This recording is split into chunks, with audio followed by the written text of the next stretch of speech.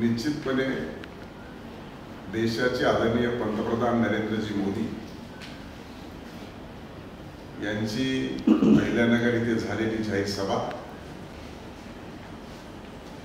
आणि प्रत्यक्ष सर्वसामान्य माणूस, शेतकरी, दुर्लक्षित आणि उपेक्षित घटकाला मोदीजींच्या नेतृत्वामध्ये गेल्या 10 वर्षांमध्ये दिलेला न्याय आणि सहकार्य याची जाणीव ठेवून ते मतदानामध्ये प्रत्यक्ष कृतीत उतरला असणार असं सभेवरून आणि प्रचार करत असताना जाणवलं। त्यामुळे नगर दक्षिणचे विद्यमान खासदार, भारतीय जनता पार्टी आणि महायुतीचे उमेदवार खासदार डॉक्टर सुजय विखे पाटील यांचा विजय निश्चित होणार याच्याबद्दल कसली शंका असण्याचं कुठलंही कारण नाही। त्यामुळे जे रुमर्स आले आणि जे तथाकथित सर्वेस आले यांना 4 तारखेला उंची स्वरूपामध्ये याचं उत्तर मिळाल्याशिवाय नाही।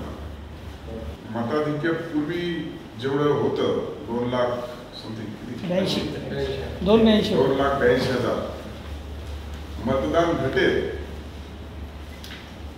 मतदान एवढं मिळणार नाही, परंतु 1 लाखाच्या फरकाने किंवा आसपास हा सुजय विखेंचा विजय होईल। हा फरक का पडेल असं वाटतं? फरक यासाठी पडेल की कोणती गोष्ट आपल्या देशामध्ये जी लोकशाही आहे या लोकशाहीमध्ये सातत्यानं एकच व्यक्ती आला आणि किती काम केलं तरी आपल्या देशामध्ये सत्ताधाऱ्यांना बोलण्याची सवय आहे। मोदीजींचं 10 वर्ष सरकार आहे आणि त्यामुळं 10 वर्षापूर्वी प्रमुख पक्ष विरोधी असलेला काँग्रेस यांनी काय चुका केल्या, काय विकास केला, काय अडचणी आल्या हे आत्ताच्या पिढीला किंवा आत्ताच्या मतदाराला तेवढंच ज्ञात नाही। त्यामुळे जे काही केलं ते कसं चुकीचं आहे अशा संदर्भामध्ये जी काही अँटी इन्कम्बन्सी होती त्याचा परिणाम हा डायरेक्ट लीडवरती होणार आहे, परंतु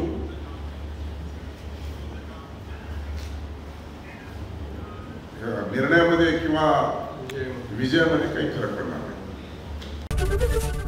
एबीपी माझा, उघडा डोळे बघा नीट।